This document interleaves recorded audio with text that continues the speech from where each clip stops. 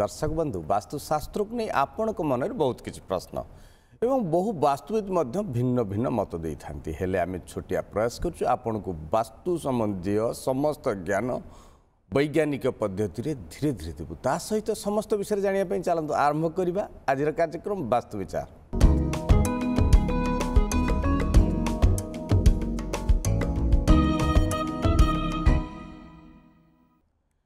आज टिप्स रे रही लक्ष्मी छड़ा दोष कौन केउ दोष कारण लक्ष्मी छड़ा दोष घरे होता है बा दरिद्रता आसी थाए ध्यान सहकारे शुणु एवं एप्रति ध्यान देकरी करंतु। घरे स्त्री माँ झियो किंबा बाहरे कौनसी नारी को अपमानित देवा किंबा कष्ट देवा द्वारा लक्ष्मी छड़ा दोष होता है कारण ए माने होउचंती लक्ष्मीकर प्रतीक तेणु लक्ष्मी एमानक मध्यरे आम घर को आसी थांती आमे जदि सेमान को अपमानित करिबा तेबे लक्ष्मी छड़ा दोष हबो। द्वितीय कारण कौन जानिबा सखाळु शीघ्र बिछना परित्याग न करिबा डेरी जाके सोई रहिबा जो माने राति रे काम करचंती से माने सकाळे डेरी जाके सोइले चलिबो किंतु जो माने ठीक समय सोचंती अति सकाळु सूर्य उदय बिछना परित्याग यदि न करूचंती तेबे लक्ष्मी छड़ा दोष देखा दे थाए।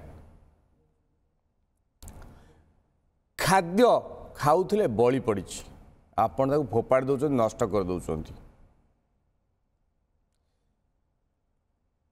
जेहेतु से खाद्य को फोपाड़ुचंती सेई कारणरू लक्ष्मी छड़ा दोष होता है। जो खाद्य बहगिला ताको कौन करिवे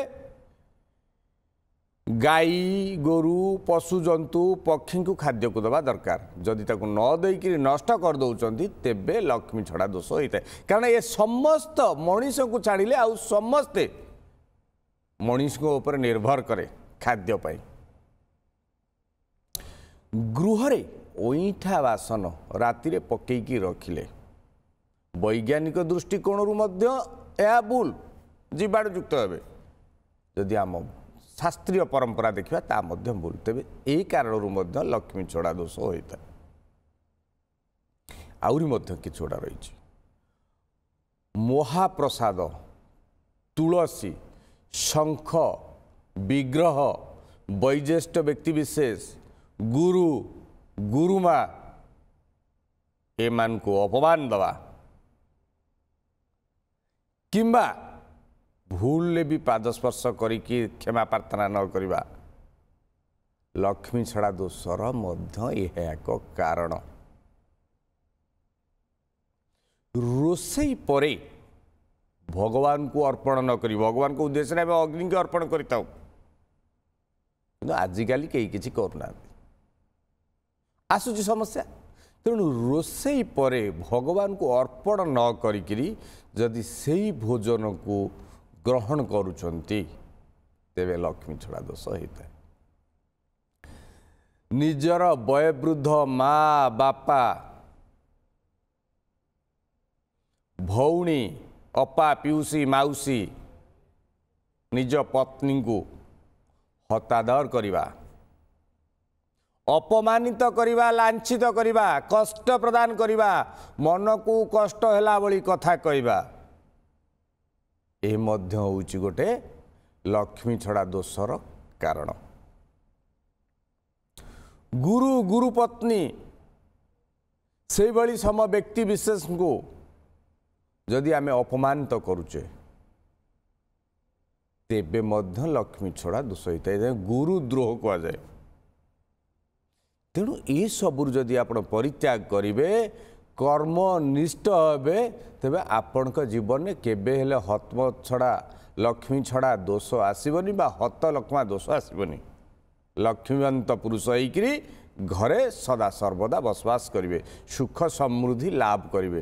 तेणु दर्शक बंधु बेल थाउ थाउ सुधरी जातु एबे आमे देखिबा किए दर्शक अछंती एवं तांकर कोन रहिछि समस्या। हेलो हेलो सर नमस्कार मु नयागढ़ जिल्ला रो अन्नपूर्णा पंडा कहतली। हेलो हेलो सर नमस्कार। नमस्कार जय जगन्नाथ परिचय प्रदान करंतु समस्या कहतु मु नयगढ़ जिल्ला अन्नपूर्णा पंडा कहूली। हाँ कौन समस्या रही सर कहतु मोर अग्निकोण रे बर्तमान पानी टंकी अच्छी। पानी टैंकी कौ दिगरे अच्छी अग्निकोण रे अग्निकोण रे अच्छी आज्ञा तो तार कौन सॉल्यूशन करा जाय परियो? स्वास्थ्य समस्या आसीबो कैरियर रे समस्या आसीबो चाकरी क्षेत्र हो व्यवसाय हो आसीबो समस्या सेमिति किसी समस्या आसुची आज्ञा आज्ञा जदि कौन पानी टैंकी सिमेंट रे बसैचंती ना प्लास्टिक टैंकी बसैचंती? नहीं सिमेंट टंकी आज्ञा। सिमेंट टैंकी स्थान परिवर्तन कर दियंतु आज्ञा दक्षिण पश्चिम पश्चिम भाग को किंबा उत्तर पश्चिम पश्चिम भाग में पानी टैंकी करंतु समस्त प्रकार सुफल मिलिबो। अग्निकोण रे जदि पानी टैंकी रहउची तबे स्वास्थ्य समस्या एवं कैरियर रे मध्य समस्या आसीबो। तेणु स्थान परिवर्तन कर दियंतु सब ठीक हो जिवो। वैज्ञानिक पद्धति उपाय अच्छी किंतु सहज उपाय होउची स्थान परिवर्तन कर दबा। आउ जन दर्शक अछंती नै जिबा। हेलो हेलो नमस्कार जय जगन्नाथ वास्तु विचार को आपन स्वागत। आज्ञा परिचय प्रदान करंतु समस्या कहतु। आमे आज्ञा ढेंकानाल रो बहुत नियल प्रसाद रु आ ना हो अमर कुमार नाटिया कहतु आज्ञा। आज्ञा आमे जो पाइखाना टांकी नैऋत्य कोण रे करिचु। बाई कोण नैऋत्य कोण रे करिचु कौन पाइखाना टांकी। हाँ स्वास्थ्य समस्या आसीबो।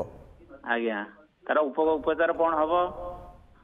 देखंतु नैऋत्य कोण जदि भारतीय संस्कृति परंपरा वास्तुशास्त्र देखा तेरे नैऋत्य कोणटी हूँ जम आ राहुंकर जगह से जगहटी दूषित हेले जम एवं राहुंकर जमी कहती कथार जे जम जंत्रणा भोग करुच्ची से भाया जंत्रणा भोग करेंगे। तेबे जदि भी करिचंती कौनसी भंगारुजा करने पड़ो नहीं साउथ वेस्ट बा दक्षिण पश्चिम को बालांसिंग करने सहित एनर्जी कटिंग करईदेले ता ठीक हो कौन सी समस्या हम नहीं। तेबे घरे प्रतिदिन बज्रंगबाण गायत्री मंत्र विष्णु सहस्रनाम ललिता सहस्रनाम आपण पाठ करंतु ता सहित घरर नैऋत्य कोण रे गोटे हनुमान पताका लगे दियंतु ध्वज लगे दियंतु घर को सफा सुतरा रखंतु एवं स्वास्थ्य समस्या निश्चय आसीबो एथरे व्यतिरेक नहीं किंतु डाक्तर परामर्श नियंतु। आउ जन दर्शक अच्छे हेलो हेलो हेलो आज्ञा नमस्कार। नमस्कार जय जगन्नाथ वास्तु विचार को आपन को स्वागत। परिचय प्रदान करंतु समस्या कहतु। मु रवींद्र प्रसाद महापात्र कटक सालेपुर कहूँ कहतु आज्ञा।